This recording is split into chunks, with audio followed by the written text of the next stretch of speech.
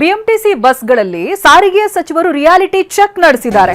Mask ಅನ್ನ ಹಾಕೊಂಡು ಸರ್ಕಾರಿ ಬಸ್ನಲ್ಲಿ ಬೈರತಿ ಸುರೇಶ್ ಸಂಚಾರ ಮಾಡಿದ್ದಾರೆ. ಹೇಗೆ ನಡೆಯುತ್ತೆ ಬಿಎಂಟಿಸಿ ಅನ್ನೋದನ್ನ ನೋಡಿದ್ದಾರೆ. ರಿಯಾಲಿಟಿ ಚೆಕ್ ನಡೆದಿದೆ. ಭೂಪಸಂದ್ರದಿಂದ ಹೆಬ್ಬಾಳಕ್ಕೆ ಬಿಎಂಟಿಸಿ ಬಸ್ನಲ್ಲಿ ಬೈರತಿ ಸುರೇಶ್ ಸಂಚಾರ ಮಾಡಿದ್ದಾರೆ. ₹100 ಕೊಟ್ಟು 2 ಟಿಕೆಟ್ ಅನ್ನ ಖರೀದಿ ಮಾಡಿದ್ದಾರೆ ಬೈರತಿ ಸುರೇಶ್. ಆಗ ಕಂಡಕ್ಟರ್ ಒಬ್ರು ಚಿಲ್ಲರೆ ಇಲ್ಲ ಅಂತ ಹೇಳಿದ್ರೆ ಕೆಳಗಡೆ ಇಳೀರಿ ಅಂತ ಹೇಳಿದ್ದಾರೆ. ಆ ಕಂಡಕ್ಟರ್ಗೆ ಕ್ಲಾಸ್ ತಗೊಂಡಿದ್ದಾರೆ ಸಚಿವ ಬೈರತಿ ಸುರೇಶ್. ಹಾಗೆ ಕಂಡಕ್ಟರ್ ಅಮಾನತಿಗೆ ಸೂಚನೆಯನ್ನ ಕೊಟ್ಟಿದ್ದಾರೆ. ಜಯಮಹಲ್, ಹೆಣ್ಣೂರು ಡಿಪೋ ಸೇರಿ ಹಲವು ಕಡೆ ಪರಿಶೀಲನೆ ನಡೆಸಿದ್ದಾರೆ. ಹೇಗೆ ಕೆಲಸ ಮಾಡ್ತಾರೆ ಕಂಡಕ್ಟರ್ಸ್, ಡ್ರೈವರ್ಸ್, ಪ್ರಯಾಣಿಕರ ಜೊತೆ ಹೇಗೆ ನಡ್ಕೊಳ್ತಾರೆ, ಅಲ್ಲ ಏನಾದರೂ ಮೋಸಗಳಾಗುತ್ತಾ, ಇವನ್ನೆಲ್ಲ ಮಾಸ್ಕ್ ಹಾಕೊಂಡು ಅವ್ರು ಯಾರು ಅನ್ನೋ ಗುರುತನ್ನ ಮರೆಮಾಚಿ ಬಸ್ನಲ್ಲಿ ಪ್ರಯಾಣವನ್ನ ಮಾಡಿದ್ದಾರೆ. ಅದೇ ಸಂದರ್ಭ ಕಂಡಕ್ಟರ್ ಕೊಟ್ಟಿರುವಂತ ರಿಯಾಕ್ಷನ್ ಹೇಗಿತ್ತು ನೋಡಿ. ಸಚಿವರಂತ ಗೊತ್ತಿದ್ರೆ ಖಂಡಿತ ಅವ್ನು ಹಾಗೆ ಮಾತನಾಡ್ತಾ ಇರಲಿಲ್ಲ.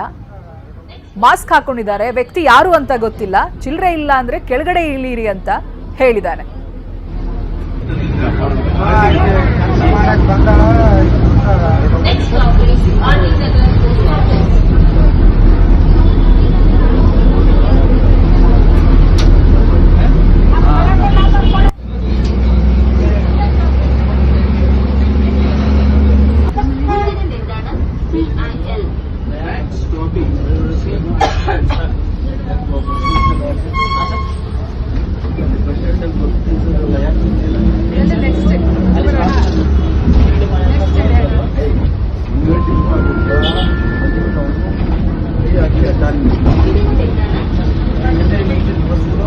ಸರ್ ಇದು ಪನ್ವರ್ಡ್ ಅಂತ ಒಬ್ಬ ತಡಕಿರಲ್ಲ, ಅಲ್ಲಿ ಸ್ಟಾಪ್ ಇಲ್ಲ ಸರ್.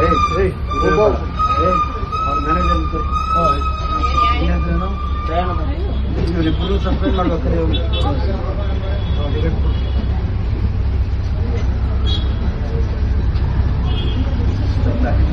ಯಾಕೆ ಗೊತ್ತಿಲ್ಲ ಬಸ್ಸು ಸರ್. ಅಲ್ಲಿ ಹೇಳ್ಬೇಡ, ಇಲ್ಲ ನಿಜ ಸರ್. ಒಳಗಡೆ ಇಲ್ಲ ಸರ್. ಪ್ರತಿ ಬಸ್ ಸ್ಟಾಪ್ ಇರೋದು ಅಲ್ಲಿ ಮುಂದಟಿ ಪಾಳಿ ಹತ್ರ ಬಸ್ ಸ್ಟಾಪ್ ಇದೆ, ಅಲ್ಲಿ ಸ್ಟಾಪ್ ಇರೋದು. ಎಲ್ಲ ಹೋಗ್ತಾ ಇದೆ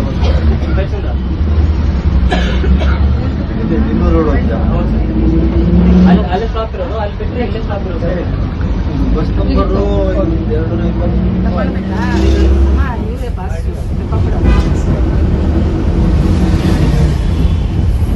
ಬಸ್ ನಿಲ್ಸೋದ್ರೆ ಬಸ್ ಹೋಗ್ಕೊಂಡು ಹೋಗ್ತಾ ಹೇಳ್ತಾರೆ.